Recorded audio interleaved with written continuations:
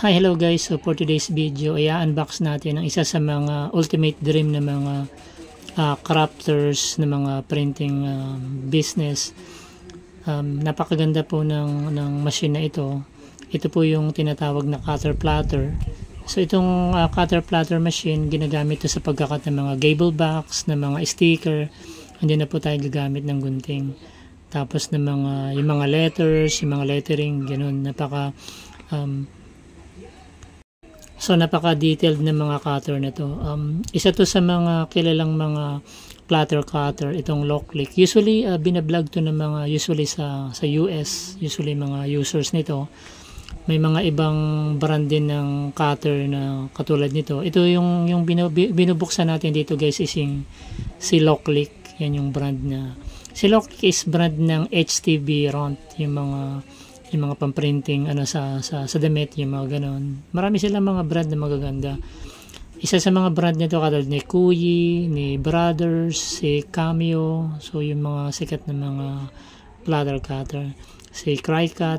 So pag pag crafter kayo, kailangan nyo yung cutter na to, especially do sa mga stickers.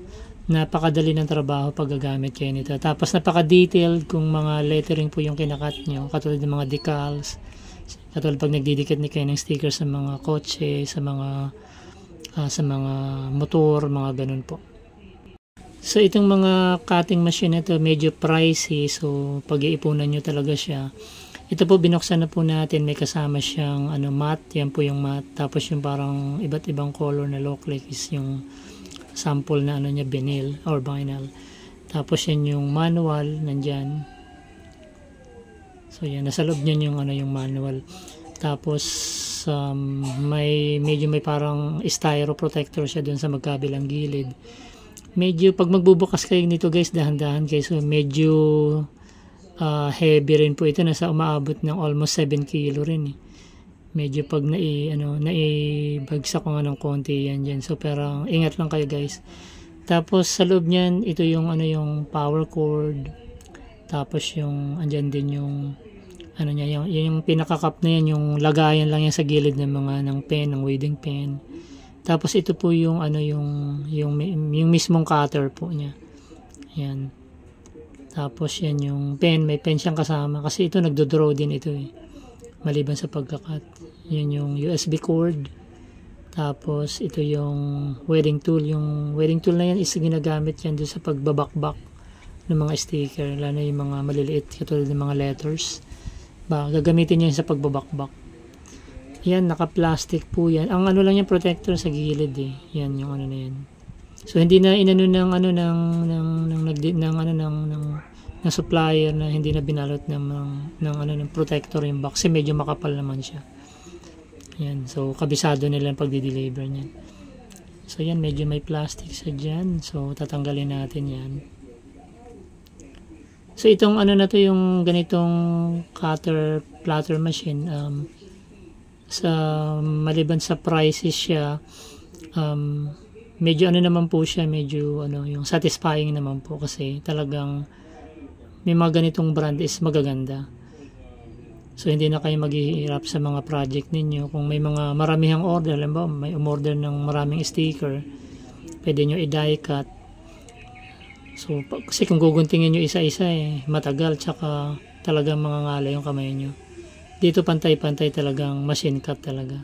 Yan yung pinaka niyan, yung pinaka lagayan, itutusok nyo lang dyan sa gilid. Kasi ipupush nyo down. Kasi madali rin siya matanggal. So pag pinush nyo down, maglalak siya.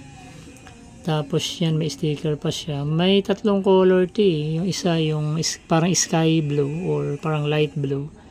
Tapos yung purple. Tapos itong puti. So mas type ko yung puti, parang katulad ng black universal color yung puti. Yan, ayun yung pinaka-itsura niya. So tatanggalin natin yung takip dyan kasi naka-sticker pa siya. Yung ibabaw nito na tutuklap yung cover na o-open, tsaka yung pinaka-ilalim kung saan ilalagay mo yung machine. Yan.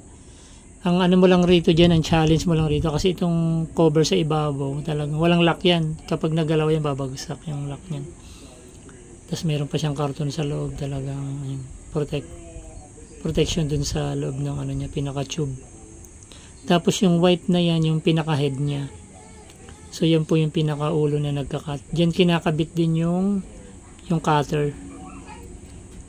Tapos itong sa gilid niya, yan yung power outlet niya, tsaka yung USB. So diyan yung ikakabit yung sa computer nyo.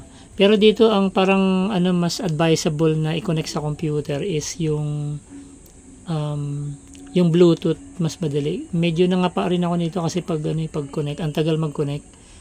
Kaya pag wala kayong patience or hindi updated yung computer nyo, magpipill siya mag-connect, hindi nyo siya mahanap.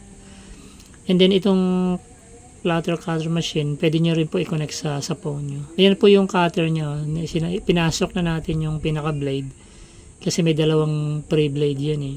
Hindi ko na naipakita pero isulusot nyo lang dyan sa butas. Tapos mas na-open nyo yung lock ng head, pasok nyo yan, tsaka nyo i-lock.